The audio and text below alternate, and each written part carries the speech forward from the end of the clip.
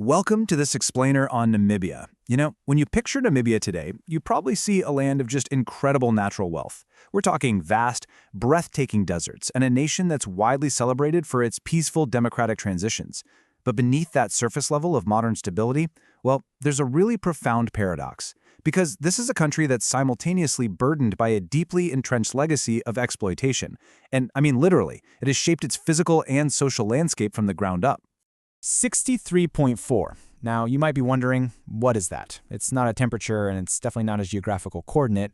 It's actually Namibia's Gini coefficient, which is basically a measure of wealth distribution. And that specific number, it makes Namibia one of the most unequal countries on Earth. So it forces us to ask a pretty critical question. How exactly did a nation with such rich mineral deposits, abundant fishing waters, and these amazingly vibrant cultures end up with such a staggering divide between the rich and the poor? Okay, let's dive into this.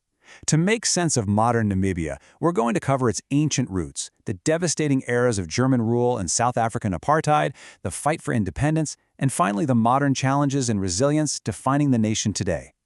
Just to ground us real quick, Namibia experienced some truly massive, seismic shifts in power over the years. We're going from millennia of self-sustaining indigenous societies straight into forced German colonization in 1884.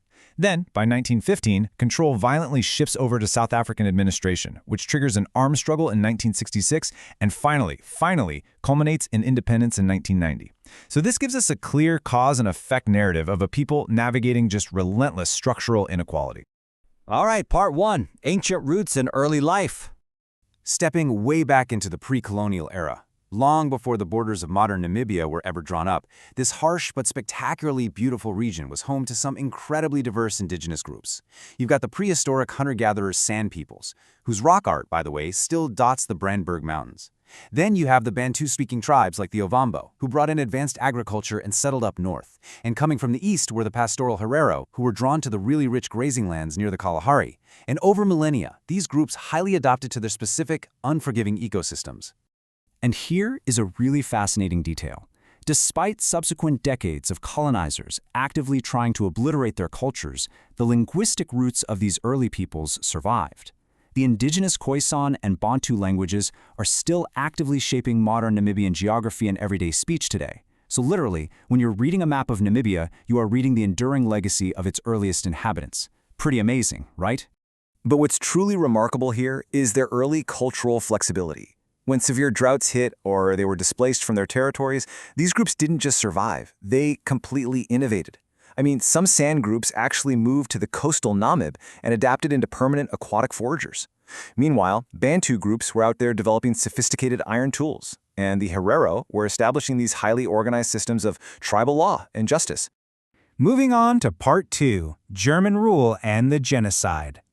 So jump to 1884. Namibia becomes Germany's very first colony. And this move was driven by aggressive agricultural and resource interests that almost immediately sparked fierce tension over land and cattle. By 1904, those escalating land conflicts exploded into a full-on rebellion led by the Herero and Namaqua peoples. And the German response? It was unprecedented in the region.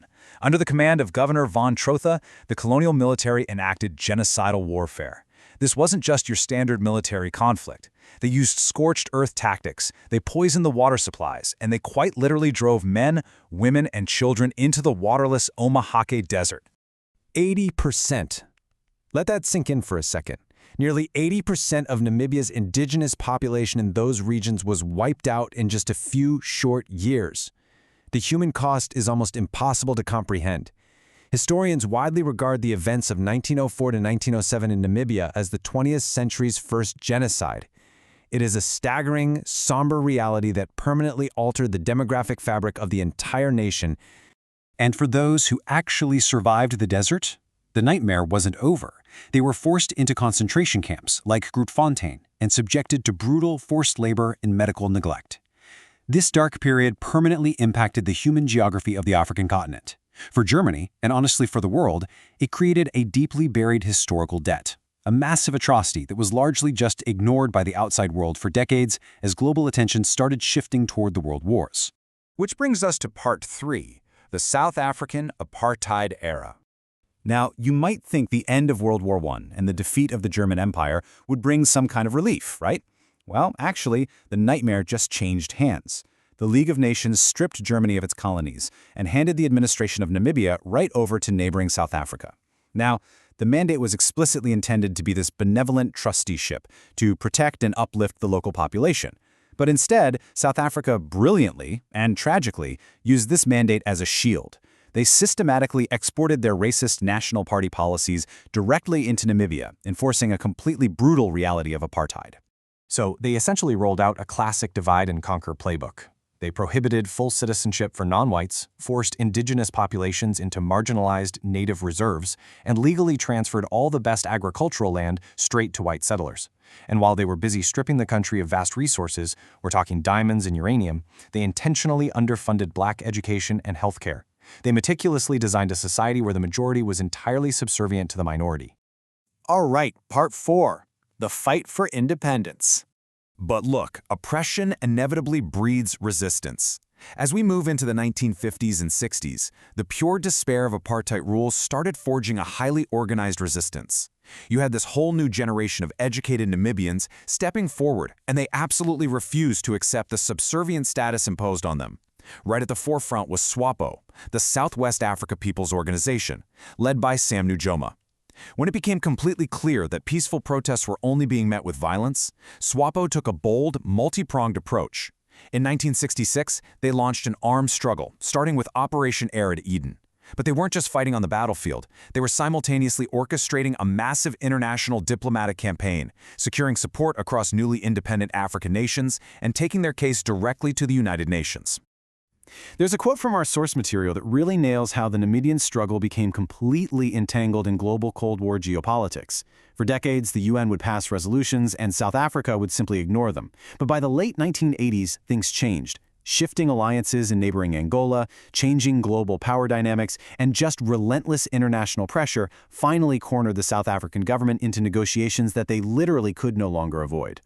So how did they actually get to freedom? Well, it happened in stages.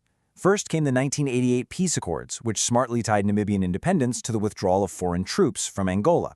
Next, the UN pulled off an absolute logistical miracle, deploying over 6,000 peacekeepers to supervise the 1989 free elections. And finally, on March 21, 1990, over a century of colonial and apartheid rule officially ended, and independent Namibia was born. And that brings us to our final section, Part 5, Modern Challenges and Resilience. Now, 1990 was obviously a monumental victory, but, and this is absolutely crucial, independence wasn't some magic wand. It was merely the starting line for an incredibly complex nation-building process. The new government inherited a state specifically designed for inequality. And that brings us back to the stark reality of the present day. Despite holding rich mineral and fishing resources, the structural legacy of apartheid means the richest 10% of Namibians own over 70% of the wealth. Nearly half the population lives on less than $1.90 a day.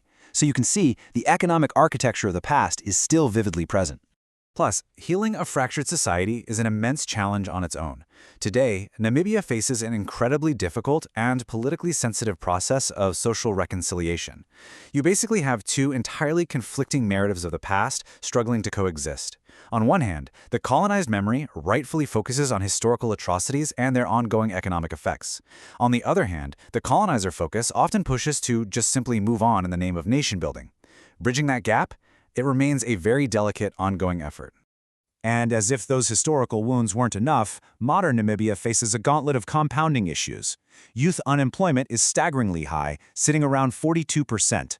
As one of the driest countries on Earth, severe climate change is driving devastating droughts, it's accelerating soil degradation, and it's heavily threatening agriculture. On top of that, enduring infrastructure monopolies left over from the apartheid era continue to bottleneck economic growth. But hey, we cannot look at Namibia through the lens of hardship alone. Despite these staggering challenges, the country's experiencing a truly powerful cultural renaissance right now. Namibians are actively reclaiming their narrative through traditional arts, intricate indigenous crafts, and a really united patriotic spirit. From the rock art of the San to the textiles you'll see in modern Windhoek, the diverse ancestral heritage of the nation is not just surviving, it's thriving and evolving. So, what does this all mean for us today? Well, Namibia's story is an awe-inspiring testament to human resilience, for sure, but it also reveals the deep, enduring footprints of history. It leaves us with a pretty heavy question. Can a nation truly heal when the architecture of its past still shapes its present? It's a question Namibia is working to answer every single day. Thanks for joining me on this explainer, and keep questioning the world around you.